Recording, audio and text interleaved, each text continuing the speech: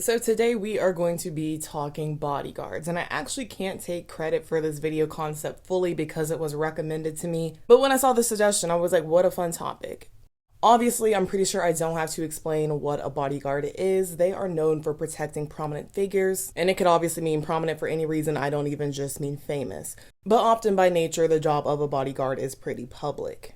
So when they do work for famous singers or actors, sometimes they do become relatively well known in their own right. And so today I want to get into the bodyguards of pop, some real and then some fictional.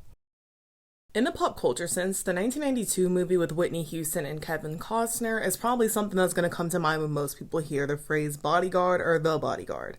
In it, Whitney plays superstar singer and actress Rachel, and Kevin plays Frank, ex-Secret Service agent turned bodyguard. And he's hired to protect Rachel from an unknown stalker who's sending her graphic and threatening letters. So because Rachel is flouting all the rules and whatnot, at first because she doesn't believe Frank and then because she's mad at him, it makes for tension. Originally, the Bodyguard screenplay was written back in the 70s, with actor Steve McQueen in mind to play the bodyguard. Diana Ross had been imagined for the role of Rachel, so I guess the plan was always to cast someone already prominent in the real world, kind of like A Star is Born.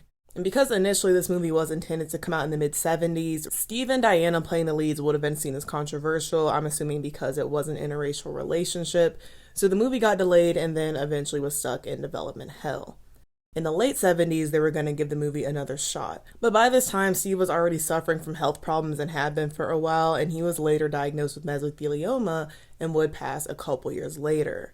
So actor Ryan O'Neal was recast as the bodyguard, but when his short relationship with Diana Ross ended, not on good terms, the movie fell through. And so obviously it wouldn't be until over a decade later that The Bodyguard was actually made, and this movie was Whitney Houston's acting debut. And obviously, like Diana Ross, she was a star in her own right prior to the movie's release, so the role was intended to fit in seamlessly with Whitney's singing career. And songs were actually added to the movie probably to make the role even more tailor-made for Whitney. And then, you also make more money if the songs are successful. And the soundtrack ended up being released through Arista Records, which was Whitney Houston's record label, and I think that was even a stipulation for her to even sign on to the movie. The Bodyguard movie and soundtrack are also famous for their cover of Dolly Parton's I Will Always Love You.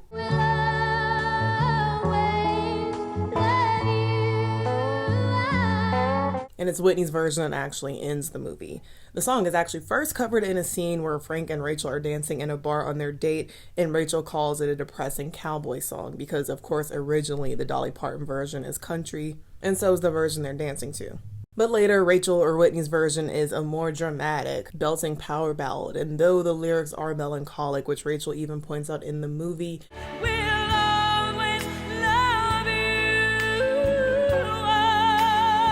it's used as a full circle moment because she and her bodyguard, they don't end up together, even though they end up successful. Her versions become a classic to the point where Dolly said that she doesn't care, understands actually, if people consider I Will Always Love You to be mainly Whitney Houston's song. And the song was actually the first single from the Bodyguard soundtrack, and Dolly said that when she heard it on the radio, she was driving, and she was just so blown away by Whitney's version that she had to pull her car over to finish listening. And she also said that she'd sent in the song and forgotten about it, so that was another reason that she was surprised to hear it on the radio. I'm not sure when she sent the song in, whether she had sent it in, a few years prior for the 90s version. I'm not sure how far in development they got back in the 70s, but the song would have been out at that point, so it would make even more sense to have forgotten about doing something if you did it like 20 years ago, but I'm not sure. And The Bodyguard also includes Whitney's cover of I'm Every Woman, which is also on the soundtrack. And this is the soundtrack's second single, and Whitney said that she'd always wanted to put out a Chaka Khan cover. And Whitney's mom, Cissy Houston, actually did backing vocals on Chaka's version of the song. Apparently it's a rumor. It was Whitney herself doing the backing vocals, but Chaka has said that no, it was not her. Then for two of the songs on the Bodyguard soundtrack, I Run to You and I Have Nothing, Whitney earned Oscar nominations. Both nominations were for Best Original Song. Then The Bodyguard, it also took home the Oscar for Best Original Soundtrack. And though she didn't win awards for either of those nominations, Whitney did take home Best Female Pop Vocal Performance and Record of the Year for I Will Always Love You at the Grammys. Dolly actually presented Whitney her Grammy for Best Female Pop Vocal Performance, and the Bodyguard soundtrack also took home Album of the Year. And the soundtrack debuted at number 2, but it did go on to top the charts in its second week, where it remained for a total of 20 weeks. And over 30 years after its release, the Bodyguard soundtrack is still the highest selling soundtrack of all time, with over 50 million copies sold worldwide. And because The Bodyguard, both the soundtrack and the movie, they're obviously a classic, I genuinely had no idea that it initially wasn't reviewed that well, and currently it only has about a 38% on Rotten Tomatoes. But obviously the movie is a commercial success. I did notice it was released just the day before Thanksgiving in 1992, so definitely it was meant to rake in the holiday bucks with a major actor and major singer starring, and then in a romance at that. And overseas, The Bodyguard broke records for Warner Brothers at the box office, going on to become 1992's second highest grossing film, just behind Aladdin. In March of 2012, The Bodyguard was brought back to theaters to celebrate its 20th anniversary. Coincidentally, this was just a few weeks after Whitney Houston's passing, so I'm not sure if that had anything to do why it was in theaters at the end of March, rather than around November when the movie was initially released. Whitney's funeral also took place around this time, just a week after her passing, and Kevin Costner was obviously there, and he delivered a eulogy, speaking not only about their friendship, but also their time starring together in The Bodyguard. And he was actually one of the people who convinced Whitney to take the role because she had been nervous about it, didn't think she was ready because, she'd obviously never acted before. And Kevin said, "A lot of leading men could have played my part, but you, Whitney, I truly believe you were the only one who could have played Rachel Mirren at that time. You weren't just pretty, you were as beautiful as a woman could be. And people didn't dislike you, Whitney, they loved you." From elevator brawls to award show interruptions, Julius has seen and been through it all. And he's gonna protect Beyonce, whether there's anyone around that she needs protecting from or not. Move, Julius. And I just realized making this video that I never knew Julius's full name. Like, Julius is just Julius to me. Didn't know his lore, though he is a pretty significant character in the Beyonce cinematic universe. Julius's full name is Julius de Boer, and he's very accomplished as, according to Essence, Julius was raised in Amsterdam and started his own executive protection company in Europe at the age of 24. He has a psychology degree from the University of Amsterdam, and his company has offices in Abu Dhabi, New York, and London. So Julius is not just Beyonce's bodyguard, but he is also her head of security.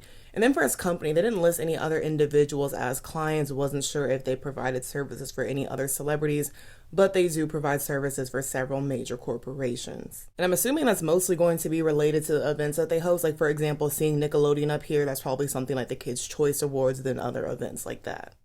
And I did read in the interview of another celebrity bodyguard, so not Julius, but aside from doing the physical bodyguarding and protecting of that actual celebrity's person, they may also do things like check their social media to make sure they're not posting anything unsafe, like their location while they're still there and the place is unsecured, or very high value items in a way that would be risky.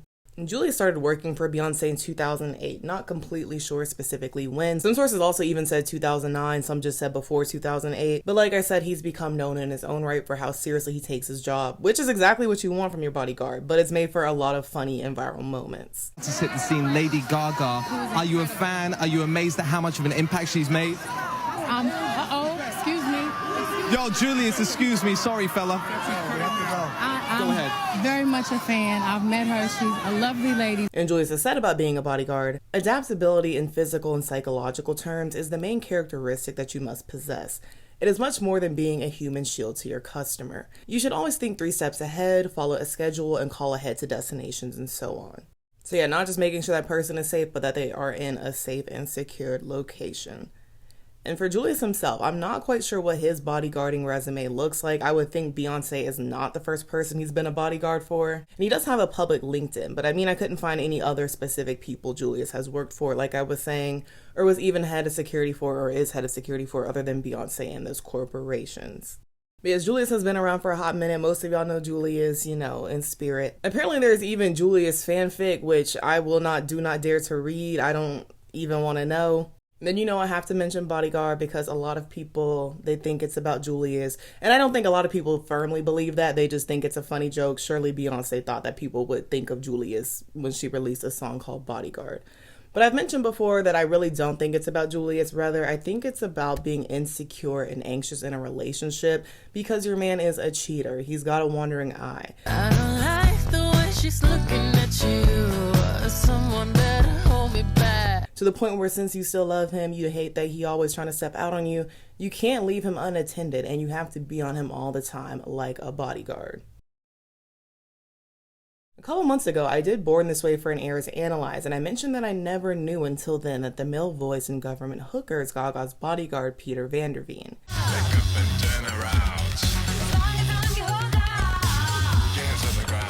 And I'm like, cool, fun Easter egg. Also, I'm sure part of the reason that he was used is because most of the album was recorded on tour, and your bodyguard would be one of the few people you would consistently have with you to do different versions, different takes of the song if you needed. And aside from the cool accent, because Peter is Dutch, he's from the Netherlands. And when making that video, I forgot to look at the time, but I was even curious back then as to whether Peter was still Lady Gaga's bodyguard, and he is. He stopped working for her in 2015, so a few years after Born This Way came out, but then he returned in 2018, and he is currently her head of security. And you can see him in videos of her Coachella performance. That's him in this little teeny tiny Gaga meme that I love to see. They've been around for a minute, but I still find them funny. And I even stumbled across a Peter Van Der Veen stan account because, the little monster. Stans in general, they're dedicated. And almost a year ago, Rihanna and her bodyguard went viral since her bodyguard is a woman, and this is obviously a pretty male-dominated field. And while several articles made mention of it, and I remember seeing them at the time, none of them have named her bodyguard. Several just call her unidentified. We don't need to know her name, but several articles are like, celebrities like Beyonce are known for their iconic bodyguards like Julius. Rihanna has a bodyguard too, she's a woman, and then they don't name her. I'm not sure if she's still with Rihanna. I was looking around in any red carpet pictures to see if I could see her in the background, especially the Smurfs one, since Rihanna was just in the Smurfs. And I think I've spotted her in a photo or two, but I'm not sure, and it's really difficult to confirm since we do not know her name. But also, since this was news less than a year ago, and I would assume people of status don't like to change security or bodyguards that quickly unless they would absolutely have to, it's likely they're still working together.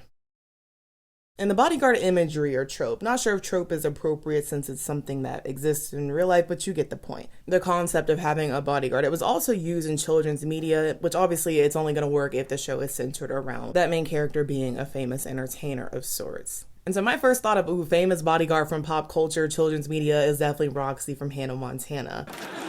I don't think so. Cute. Can you do this? I just found out that her name is Roxy Roker, which I'm not sure if that's a nod to the actual Roxy Roker because there's not a huge connection there with Hannah Montana, so maybe it's just a coincidence. But Roxy was comedy and protection equal parts, with her popular Roxy's like a puma catchphrase. That's right. Roxy's like a puma, and this kitty's got claws.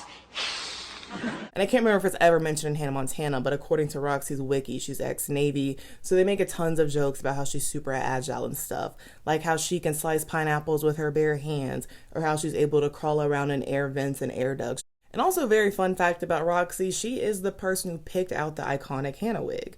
So obviously she is aware that Miley is Hannah. I don't think we see that in the pilot, rather we get that in a flashback episode when Roxy's introduced later. And Roxy's a pretty prominent recurring character to the point where they do have a few episodes where she's in charge of Miley and Jackson because Robbie is trying to become a singer again. No idea who his bodyguard is. I guess he was left unattended, unprotected. And in media, really, I think Roxy's the only female bodyguard that I can think of, and good for her because she does not have to wear a boring black polo tux like they always show bodyguards wearing and like we often in real life see them wearing. They said that you can serve some color, just make it a crisp button down, put on a tie. We love that for Roxy.